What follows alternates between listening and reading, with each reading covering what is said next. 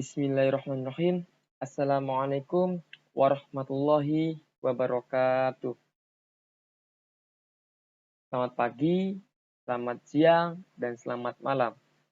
Dimanapun teman-teman berada, semoga selalu dalam keadaan sehat dan semoga kita selalu dalam lindungan Allah Subhanahu wa taala. Amin amin ya rabbal alamin. Baik, di sini saya Sofa Habibullah, perwakilan dari kelompok 7 yang akan menjadi moderator dan yang akan memandu jalannya presentasi pada materi kali ini. Pada video kali ini, kami dari kelompok 7 akan membahas materi tentang ekologi dan adaptasi vertebrata. Video ini kami buat untuk memenuhi tugas mata kuliah zoologi vertebrata yang diampu oleh dosen pengampu Bu Bunga Ihdanura MPD.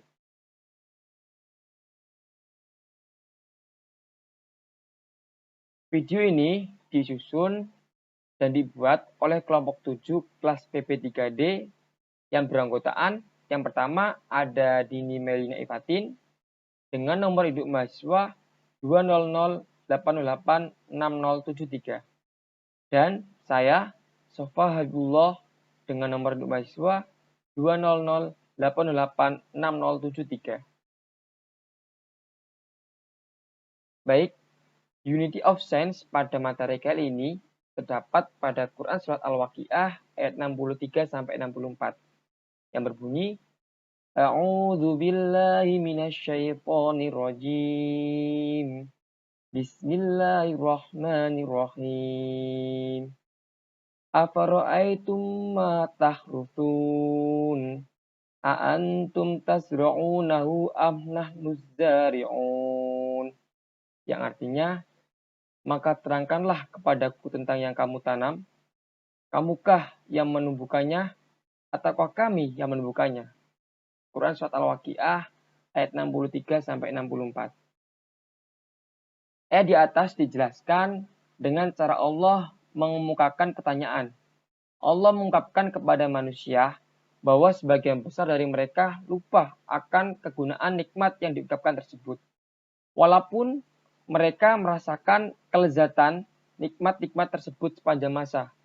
Allah menyampaikan pertanyaan kepada manusia untuk dipikirkan dan direnungkan mengenai berbagai tanaman yang ditanam oleh manusia atau hewan yang diternak oleh manusia. Baik tanamannya di sawah, ladang, maupun bibit pohon yang ditanam di perkebunan. Diungkapkan bahwa bagi semua tanaman tersebut di atas, kedudukan manusia hanya sekedar sebagai penanamnya, memupuk dan memeliharanya, dan berbagai gangguan yang membawa kerugian. Tetapi kebanyakan manusia lupa terhadap siapakah yang menumbuhkan tanaman tersebut. Tetapi yang terang dan jelas serta tidak ragu-ragu lagi adalah bahwa Allah menumbuhkan tanaman tersebut. Allah yang mengembangkan ayam-ayam ternak atau hewan-hewan ternak yang lainnya. Menumbuhkan tunas, membesarkan pohon-pohonnya, menambah dahan dan ranting, serta memekarkan bunga sampai menjadi buah yang bisa dinikmati manusia. Di atas sebenarnya berbicara tentang orang-orang yang tidak percaya dengan adanya hari pembalasan. Allah meminta mereka untuk memikirkan kembali segala apa yang sudah ia relakan dan ia lakukan. Oke, pada pertemuan kali ini materi yang akan kita bahas yang pertama ada ekologi, tentang pengertian ekologi, sejarah ekologi, dan ruang lingkup ekologi. Materi yang kedua ada adaptasi, tujuan adaptasi, dan macam-macam adaptasi. Yang ketiga ada ekologi dan adaptasi pada Osteocetes, dan yang keempat ada ekologi dan adaptasi pada Chondrotes, dan yang kelima ada ekologi dan adaptasi pada amfibi, yang keenam ada ekologi dan adaptasi pada reptil, yang ketujuh ada ekologi dan adaptasi pada aves. Dan yang terakhir ada materi tentang ekologi dan adaptasi pada mamalia. Untuk materi yang pertama akan disampaikan oleh rekan saya, Dini Melina Ifatin. Kepada saudara Dini, saya persilakan. Baik, di sini saya Dini Melina akan menjelaskan materi mengenai ekologi dan adaptasi pada ikan tulang sejati, ikan tulang rawan, dan juga amfibi. Materi pertama yakni mengenai ekologi. Ekologi dikenal sebagai ilmu yang mempelajari mengenai hubungan timbal balik antara makhluk hidup dengan lingkungannya. Nah, kata ekologi itu berasal dari dua kata dalam bahasa Yunani, yakni oikos dan juga logos. Oikos artinya rumah atau tempat tinggal, sedangkan logos artinya ilmu pengetahuan. Jadi, ekologi artinya ilmu yang mempelajari mengenai organisme di tempat tinggalnya. Umumnya, yang dimaksud dengan ekologi adalah ilmu yang mempelajari hubungan timbal balik antara organisme atau kelompok organisme dengan lingkungannya. Saat ini, ekologi itu lebih dikenal sebagai ilmu yang mempelajari struktur dan juga fungsi dari alam. Bahkan, ekologi itu dikenal sebagai ilmu yang mempelajari rumah tangga makhluk hidup. Nah, dalam sejarahnya, ekologi itu pertama kali diperkenalkan oleh Ernst Haeckel yang seorang ahli biologi Jerman pada tahun 1866. Beberapa pakar biologi pada abad ke-18 dan juga ke-19 juga telah mempelajari bidang-bidang yang kemudian termasuk dalam ruang lingkup ekologi. Misalnya, Anthony van Leeuwenhoek yang terkenal sebagai pionir penggunaan mikroskop, juga pionir dalam studi mengenai rantai makanan dan regulasi populasi. Bahkan jauh sebelumnya, Hippocrates, Aristoteles, dan juga para filsuf Yunani telah menulis beberapa materi yang sekarang termasuk dalam bidang ekologi. Selanjutnya yakni ruang lingkup ekologi. Ruang lingkup ekologi itu diawali dengan tingkatan yang paling bawah, yakni individu, hingga ke tingkatan paling teratas, yaitu biosfer. Jika diurutkan, maka ruang lingkup ekologi itu meliputi individu atau organisme, populasi, komunitas, ekosistem, dan juga biosfer. Nah, organisme itu merupakan benda hidup atau makhluk hidup. Sedangkan populasi merupakan kumpulan organisme yang sejenis dan hidup di suatu daerah. Kemudian tingkatan yang ketiga yaitu ada komunitas, yakni kumpulan dari populasi dari berbagai jenis organisme yang berkumpul di suatu daerah tertentu. Kemudian terdapat ekosistem yang merupakan hubungan timbal balik antara makhluk hidup dengan lingkungannya sekitar, baik makhluk hidup yang hidup atau yang juga mati atau biotik dan abiotik, sehingga membentuk sistem ekologi. Kemudian tingkatan paling teratas yaitu ada biosfer yang merupakan lapisan bumi, di mana ekosistem itu berada kira-kira letak biosfer mencakup 900 meter di atas permukaan bumi, beberapa meter di bawah permukaan tanah, dan beberapa ribu meter di bawah permukaan laut. Nah, bisa dilihat pada gambar di slide, terdapat satu hewan yang disebut dengan organisme. Kemudian kumpulan dari hewan itu yang dinamakan dengan populasi. Nah, kumpulan dari populasi itu akan membentuk sebuah komunitas dan seterusnya.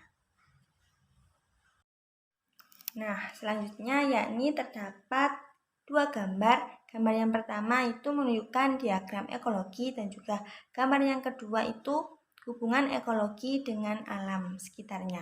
Untuk gambar pertama yaitu gambar diagram ekologi. Di sana terdapat manusia, hewan, tumbuhan, dan udara yang faktor biotik maupun non-abiotik itu saling berkaitan. Nah, hubungan keterkaitan dan ketergantungan antara keenam komponen tersebut, keenam komponen ekosistem ini harus tetap dipertahankan dalam kondisi yang stabil dan juga seimbang. Nah, perubahan terhadap salah satu komponen akan mempengaruhi komponen lainnya. Gambar yang kedua yakni hubungan ekologi dengan alam. Nah, secara harfiah, ekologi itu ilmu yang mempelajari tata rumah tangga, lambat laun, bidang ilmu penelitian ekologi itu tidak terbatas pada manusia dan lingkungannya saja, tetapi penelitian juga meluas sampai pada penelitian atas semua jasad hidup dan juga lingkungannya. Nah, ilmu ekologi dalam menganalisis tata lingkungan itu menggunakan konsep model lingkaran. Nah, lingkaran yang melukiskan proses rumah tangga lingkungan itu lazimnya dikenal dengan nama lingkaran energi, materi, dan juga informasi. Bisa dilihat pada gambar, dalam proses tersebut dikenal dengan dua golongan, yaitu yang pertama golongan produsen dan yang kedua golongan konsumen, termasuk jasad hidup, pengurai.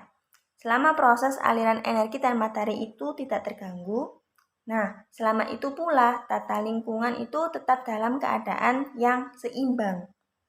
Nah, pada gambar tersebut itu menunjukkan bahwa ilmu ekologi itu mencurahkan perhatiannya pada pengaliran energi, materi, dan juga informasi. Jadi, pada gambar tersebut itu tampak adanya hubungan antara kehidupan masyarakat dengan lingkungannya. Oke teman-teman, materi selanjutnya yakni mengenai adaptasi.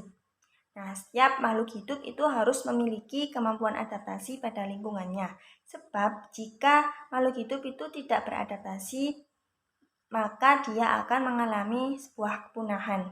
Nah, secara umum, adaptasi adalah cara bagaimana suatu organisme itu menyesuaikan diri dalam mengatasi tekanan lingkungan sekitarnya agar dia itu bisa bertahan hidup. Nah, penyesuaian tersebut dapat dilakukan melalui genetik maupun dari habitatnya. Makhluk hidup dapat mencari habitat yang sesuai cara hidup mereka maupun mengubah organ tubuh mereka. Nah, cara yang digunakan pada setiap makhluk hidup untuk beradaptasi itu berbeda-beda, tergantung pada kemampuan individu tersebut. Misalnya, burung yang memiliki sayap itu dapat dengan mudah terbang dan berpindah tempat. Ikan yang hidup di air dapat berpanas karena adanya insang. Kaktus dapat hidup dengan baik pada suhu ekstrim karena memiliki daun yang berbentuk jarum, dan sebagainya. Makhluk hidup yang sudah mengalami proses adaptasi pada suatu habitatnya akan sulit untuk tinggal pada habitat yang lain dengan kondisi yang berbeda. Itulah gambaran atau pengertian adaptasi secara umum. Adapun tujuan dari adaptasi yaitu untuk melindungi diri dari serangan musuh atau pemangsa. Kemudian yang kedua yakni untuk memperoleh makanan.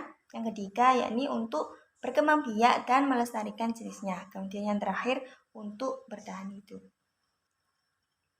Adaptasi itu memiliki 3 macam, yaitu yang pertama adaptasi morfologi, adaptasi fisiologi, dan juga adaptasi tingkah laku. Nah, untuk yang pertama yakni adaptasi morfologi. Adaptasi morfologi yaitu proses dari membuat makhluk hidup itu menyesuaikan bentuk tubuhnya terhadap lingkungan tempat tinggalnya.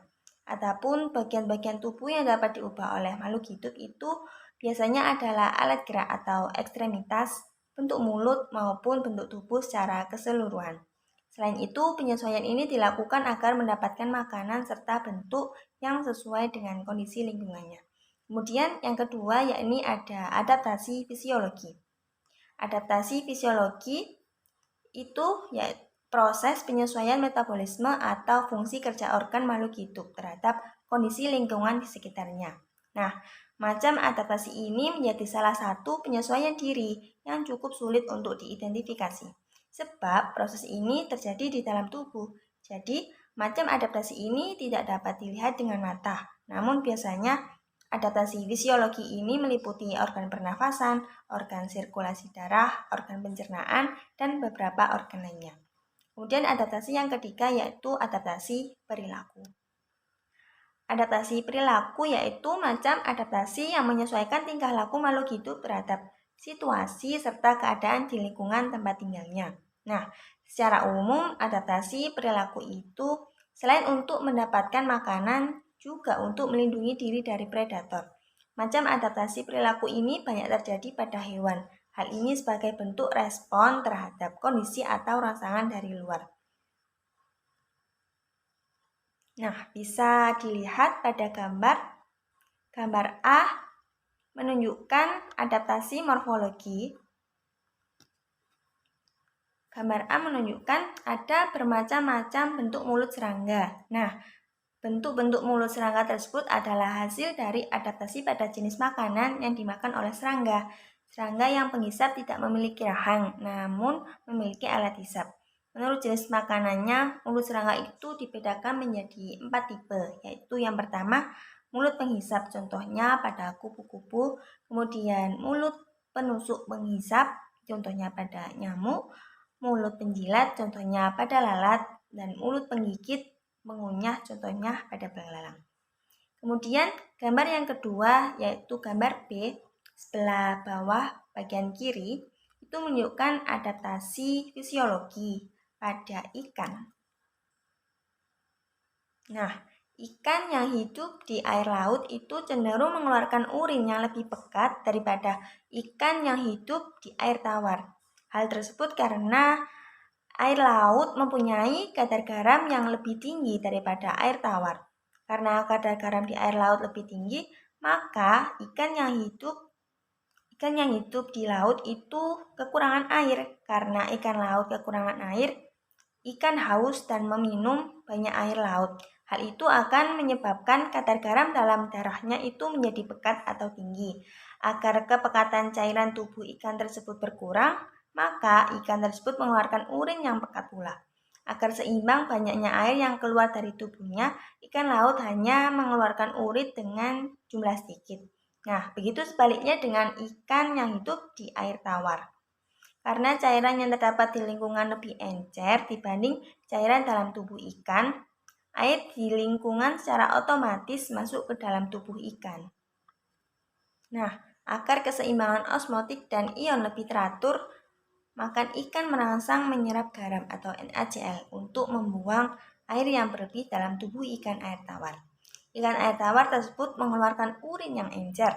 Peristiwa seperti ini adalah peristiwa adaptasi fisiologi ikan pada lingkungan hidupnya. Kemudian gambar yang C pada bawah sebelah kanan itu menunjukkan adaptasi tingkah laku pada ikan paus. Nah, sebenarnya ikan paus itu bukanlah seekor ikan, tetapi hewan yang menyusui yang hidupnya di dalam air.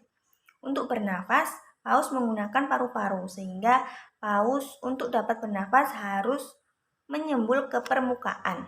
Nah, ketika paus muncul ke permukaan air, paus mengeluarkan sisa-sisa pernafasan dan menghirup udara untuk disimpan di dalam paru-paru ketika menyelam ke dalam air.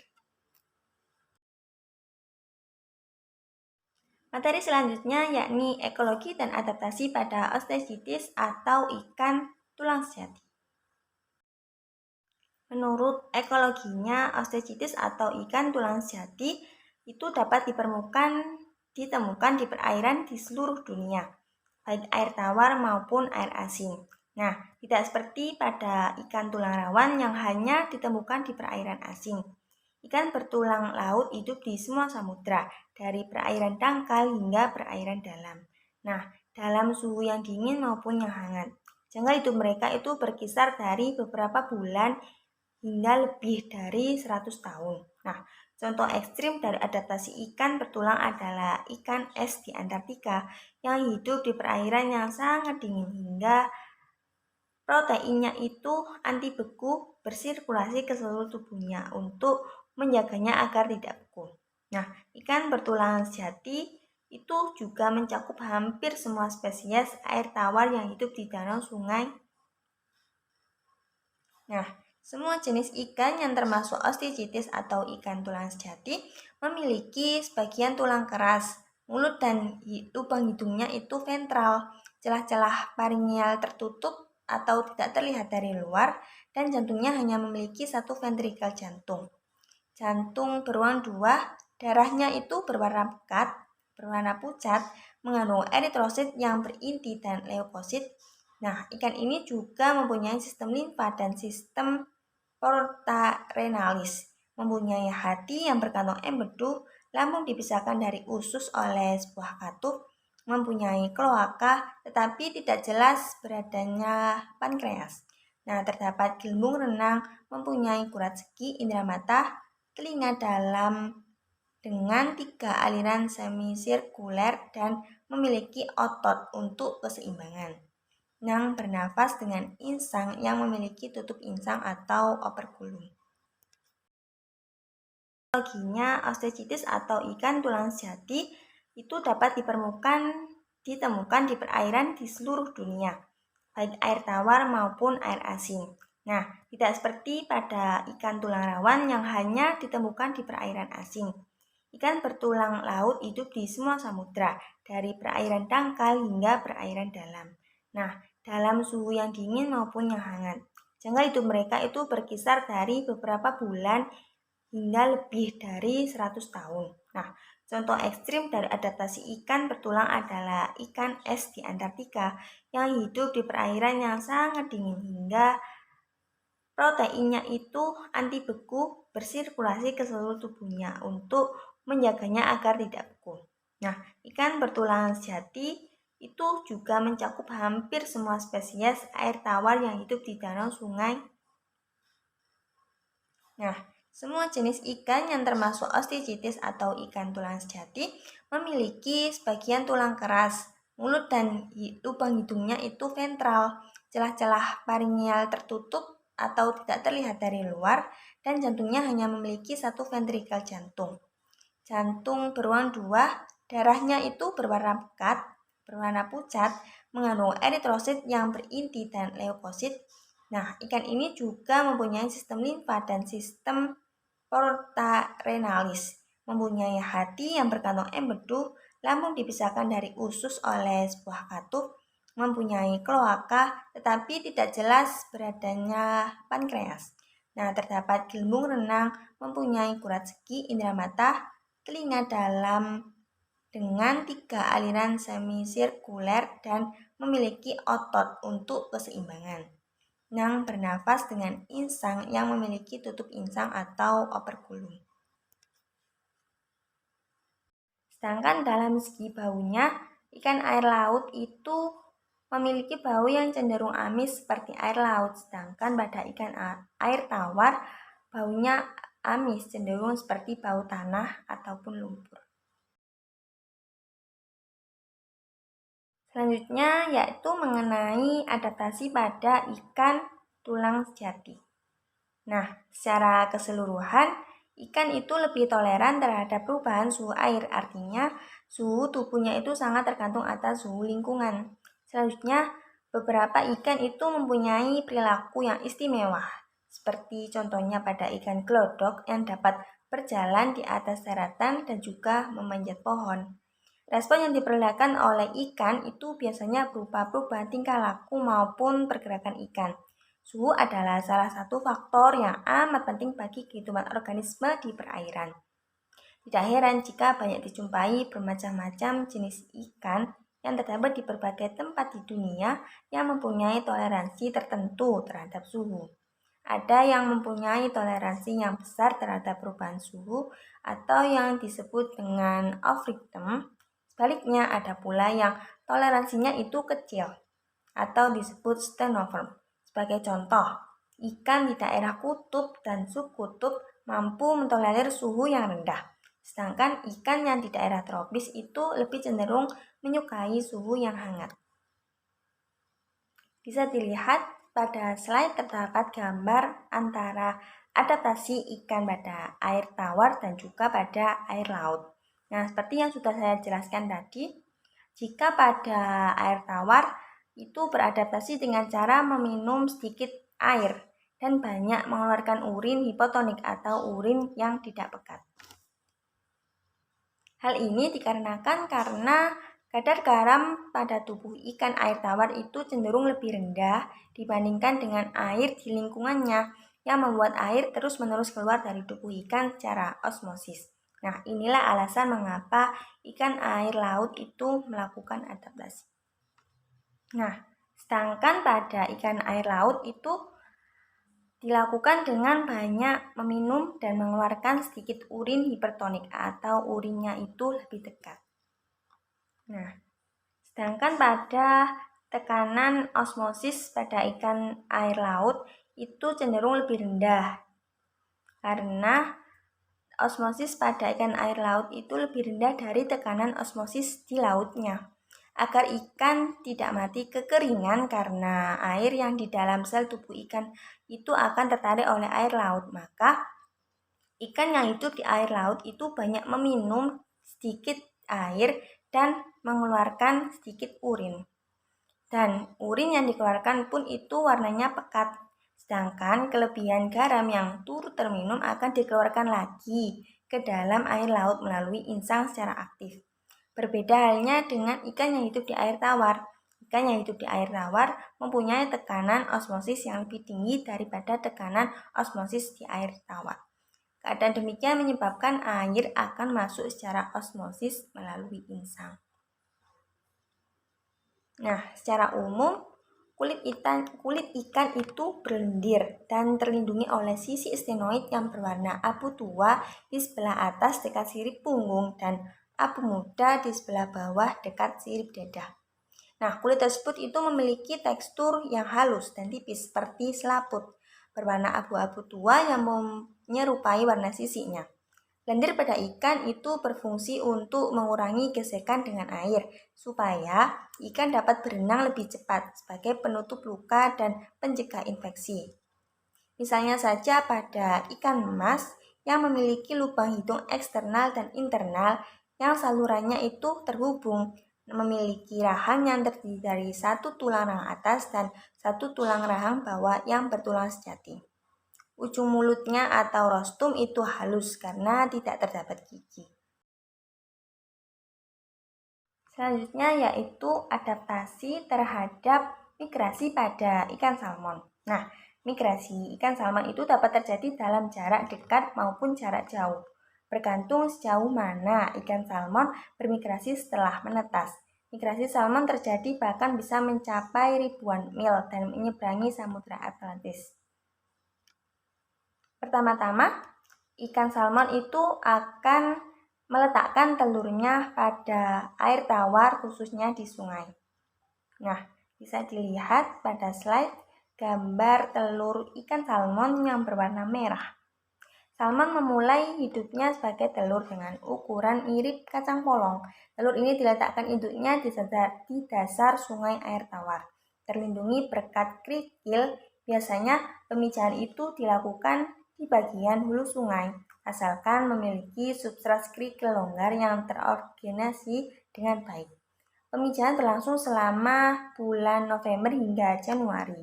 Telur ini disebut juga sebagai ova. Betina akan menaruh telurnya terlebih dahulu, lalu ikan jantan akan melepaskan spermanya ke telur untuk pembuahan eksternal. Nah, satu ikan salmon itu kira-kira dapat menghasilkan hingga 2.000 sampai 5.000 butir telur. Tetapi yang bisa survive itu hanya 0,3 sampai 1,3% saja. Setelah telur dikeluarkan, ikan salmon betina pun akan mati di sungai tersebut. Kemudian yang kedua yaitu telur akan menetas dan akan lanjut pada fase yang bernama alevins. Nah, sekitar 6 sampai 20 minggu telur akhirnya menetas. Waktu penetasan dipengaruhi oleh suhu air, kadar oksigen dan karbon dioksida jelas. Laman Marine Institute. Setiap spesies salmon memiliki waktu penetasan yang berbeda-beda. Alevins adalah sebutan untuk ikan yang baru menetas dan masih mempunyai kantong berwarna merah. Bisa dilihat kantong berwarna merah dekat dengan kepala ikan. Nah, kantong tersebut lambat laun akan mengecil karena diserap oleh tubuhnya. Saat mereka sudah cukup besar dan kuat, alevins akan naik ke permukaan air dan menghirup udara. Mereka pun harus belajar berenang di fase ini dan masih terhuyung-huyung karena terkena arus sungai yang cukup deras. Nah, fase selanjutnya adalah fase fry. Pada alevins, kantung akan hilang. Nah, berlanjut pada fase fry. Fase fry ini sering berenang ke permukaan air untuk mengambil oksigen dan mulai untuk belajar memakan. Fase fry itu berbeda-beda pada setiap spesies. Ikan salmon dari jenis, misalnya pada jenis soke, menghabiskan waktu di air tawar selama 1-2 tahun sebelum akhirnya bermigrasi ke laut. Nah, fase berikutnya yaitu fase par. Fase par mengalami ukuran semakin besar, lalu beranjak ke fase selanjutnya. Nah, ikan salmon itu akan tumbuh besar dan memiliki panjang sekitar 10-25 cm. Fase par mulai menjalani praadaptasi fisiologis untuk bersiap hidup di air laut. Terjadi perubahan internal dalam mekanisme pengaturan garam supaya mereka bisa hidup di air laut dengan kadar garam yang cukup tinggi. Fase selanjutnya yaitu fase smolt. Dalam fase smolt, salmon itu mulai beradaptasi untuk hidup di air laut. Nah, yang sebelumnya itu kan hidup di air tawar. Nah, pada fase smolt ini, dia sudah hidup pada air laut yang mengandung garam. Mereka pun harus bermigrasi dari air tawar ke air laut. Ada spesies ikan salmon yang tinggal di muara, tempat di mana air tawar itu bercampur dengan air garam. Untuk membebaskan diri dari air asin sebagai bekal untuk hidup di laut, ikan salmon itu beradaptasi dengan meminum air laut. Lalu, ikan salmon akan mengeluarkan kelebihan garam melalui insang dan juga urin. Nah, makanan ikan salmon di fase smolt pun juga berganti. Fase selanjutnya yaitu fase dewasa. Nah, ikan salmon dewasa itu menghabiskan waktu sekitar 1-4 tahun untuk berenang di air laut. Ikan salmon dewasa memiliki berat kira-kira 3,5 sampai 5,5 kg dan bisa tumbuh hingga 13,5 kg. Sementara panjang rata-rata pada ikan dewasa ikan salmon itu sekitar 70 sampai 75 cm. Nah, ikan salmon dewasa itu dapat dikenali dari tubuhnya yang memiliki sisik berwarna perak kebiruan dengan bintik-bintik berwarna hitam. Nah, fase selanjutnya yaitu setelah salmon dewasa, mereka akan kembali ke sungai untuk menaruh telurnya di air tawar. Hebatnya, salmon dewasa itu dapat menempuh jarak sekitar 1.500 sampai 3.000 km untuk kembali pulang. Salmon lebih memilih bertelur di tempat kelahirannya dibanding dengan air laut karena mereka tahu itu adalah tempat paling baik untuk bertelur. Selanjutnya yaitu materi mengenai ekologi dan adaptasi pada ikan bertulang rawan. Ekologi pada kondrisitis itu berhabitat di samudra dan juga lautan di seluruh dunia. Menurut MacArthur dan juga Cornell tahun 1970, beliau menyatakan bahwa habitat suatu organisme adalah tempat hidup atau tempat ditemukannya organisme tersebut. Komunitas yang terdiri dari kesatuan fisik dan juga abiotik. Jadi, habitat suatu organisme atau sekelompok organisme itu meliputi organisme lain dan lingkungan abiotiknya. Banyak faktor yang berpengaruh dan saling berinteraksi di dalam proses seleksi habitat suatu jenis organisme di laut. Nah, seleksi habitat oleh ikan hiu lebih diutamakan pada kondisi ekologi dan bentuk kehidupan organisme di dalamnya daripada terhadap jenis organismenya itu sendiri. Nah, bisa dilihat pada gambar di samping, terdapat beberapa contoh ikan bertulang rawan, yaitu terdapat ikan pari dan juga ikan hiu. Selanjutnya adalah adaptasi pada ikan bertulang rawan. Yang pertama terdapat ikan hiu. Nah, dalam adaptasi morfologinya, ikan hiu itu memiliki tubuh streamline, memiliki sirip dorsal, sirip pelvik, sirip anal, sirip caudal, dan juga sirip pektoral. Nah, untuk semua siripnya itu berfungsi untuk sebagai berenang. Ikan hiu memiliki gigi yang tajam untuk merobek-robek mangsanya. Nah, tubuh bagian atas dan bawah itu cenderung berbeda. Jika pada bagian atas itu berwarna gelap untuk menyesuaikan dengan warna air laut dan pada bagian bawah itu berwarna putih atau cerah untuk sebagai ikan hiu berkamuflase. berkamuflase. Nah, adaptasi fisiologi dari ikan hiu. Ikan hiu ini mengeluarkan urin yang lebih pekat dan sedikit untuk mengurangi kepekatan cairan tubuhnya dan untuk mengimbangi banyaknya air yang keluar dari dalam tubuhnya. Nah, ikan hiu ini memiliki reseptor pada kurat sisi dan ampula lorenzini untuk mendeteksi medan elektrik yang lemah yang dihasilkan oleh denyut jantung, gerakan insang, dan otot-otot renang mangsa empuk. Telinga hiu itu dilengkapi oleh sel-sel yang pekat terhadap tekanan di sepanjang tiap sisi tubuhnya. Nah, untuk mendeteksi gerakan meronta dari ikan lain, darah mereka yang hangat itu untuk mempercepat pencernaan dan menambah kekuatan serta ketahanan mereka. Ikan hiu itu mampu berenang sampai mendekati pantai untuk menemukan mangsa, misalnya anjing laut dan juga penguin. Nah, berenang dengan sangat cepat sampai mencapai percepatan 88 km per jam untuk mengejar mangsanya yang gesit dan juga cepat. Gambar yang kedua yaitu gambar ikan pari. Nah, bisa dilihat ikan pari itu memiliki tubuh yang pipih dan lentur. Hal ini dikarenakan ikan pari itu hidup di dasar laut yang sangat dalam. Nah, untuk beradaptasinya terhadap tekanan air yang sangat besar dengan cara semakin ke dalam laut, maka tekanan air itu pun semakin besar. Nah, untuk memudahkan pergerakan air laut yang di dalam di mana tekanan airnya itu sangat besar, ikan pari itu beradaptasi dengan cara membentuk struktur tubuhnya menjadi pipih dan juga lentur. Materi selanjutnya yaitu ekologi dan adaptasi pada amfibi.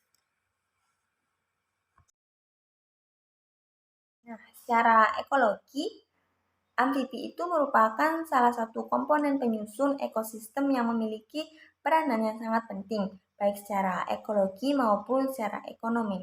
Nah, secara ekologi, amfibi itu berperan sebagai pemangsa konsumen primer seperti serangga maupun hewan intervertebrata lainnya.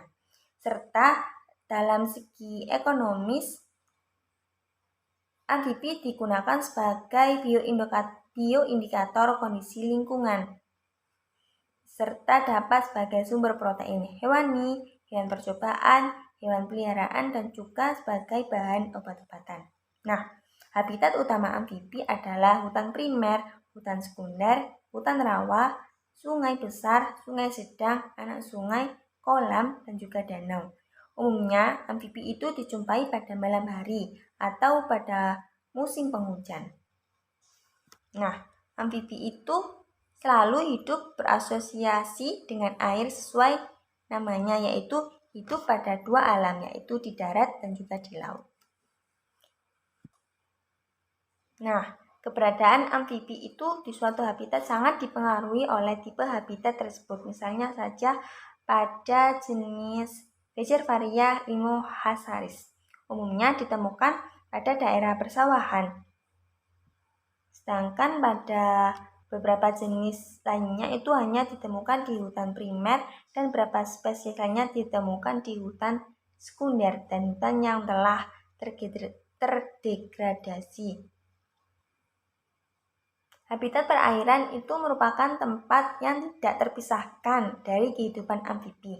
Nah, masing-masing tipe perairan mempunyai karakteristik yang berbeda-beda, baik mikro maupun makro habitat. Nah, perbedaan tersebut ikut mempengaruhi keberadaan jenis-jenis amfibi ya. Beberapa jenis ada yang hanya ditemukan di daerah perairan dengan kecepatan arus tinggi, namun ada pula yang hanya ditemukan pada daerah dengan kecepatan yang berarus rendah, bahkan berarus tenang. Nah, keberadaan jenis amfibia pada suatu habitat itu dapat tergambar dari struktur komunitas amfibia dan penyebarannya pada habitat tersebut. Struktur komunitas dan pola penyebarannya itu sangat bergantung pada sifat fisika kimia lingkungan serta keistimewaan biologis organisme itu sendiri. Keberadaan suatu spesies juga berpengaruh terhadap keberadaan spesies lain. Nah, bisa dilihat pada slide terdapat gambar siklus hidup amfibi. Nah, Sebagian bentuk tubuh pada katak itu dirancang khusus untuk memudahkan pergerakannya di air. Selain itu, katak juga memiliki kaki belakang yang kuat agar memudahkannya dalam melompat di darat. Nah, katak juga memiliki warna-warna tertentu agar bisa berejakulasi dengan lingkungannya, baik di air maupun di darat. Sedangkan pada kulit katak yang tipis dan lembab juga merupakan hasil dari adaptasi untuk melakukan pernafasan kulit dan pertukaran zat secara osmosis. Lidahnya panjang dan lengket, bertujuan untuk memudahkan dalam menangkap mangsanya. Pada adaptasi amfibi, yang menjadi paling penting yaitu tungkai dan paru-paru merupakan dua macam adaptasi yang paling penting untuk membantunya dalam hidup di dua air. Nah, meskipun masih harus selalu kembali ke air, misalnya untuk berkembang biak, amfibi itu terbukti mampu beradaptasi dengan lingkungan darat dengan sebagian spesies bahkan hidup di gurun dan daerah kering lainnya. Sementara, sebagian tubuh amfibi itu dirancang khusus untuk membantu berenang.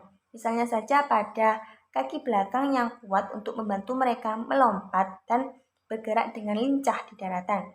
Di sisi lain, warna tubuh yang khas dengan tubuh bagian atas itu berwarna gelap dan tubuh bagian bawah berwarna terang untuk memainkan peran penting dalam berkamuflase di air maupun di darat. Nah, pada kulit tipis dan lembab juga merupakan hasil adaptasi untuk melakukan pernafasan kulit dan juga pertukaran zat secara osmosis. Nah, kulit amfibi itu dirancang khusus untuk mampu meminimalkan kehilangan air. Selain menghuni lingkungan yang lembab, beberapa spesies memilih aktif di malam hari atau hewan nokturnal untuk meminimalkan kehilangan air. Nah, bisa dilihat pada gambar di slide terdapat kodok gurun sonora.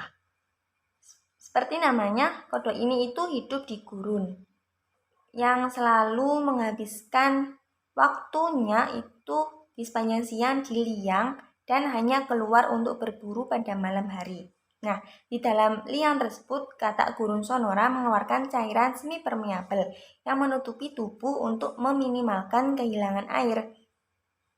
Katak gurun sonora pastinya memiliki daya tahan yang baik terhadap cuaca panas.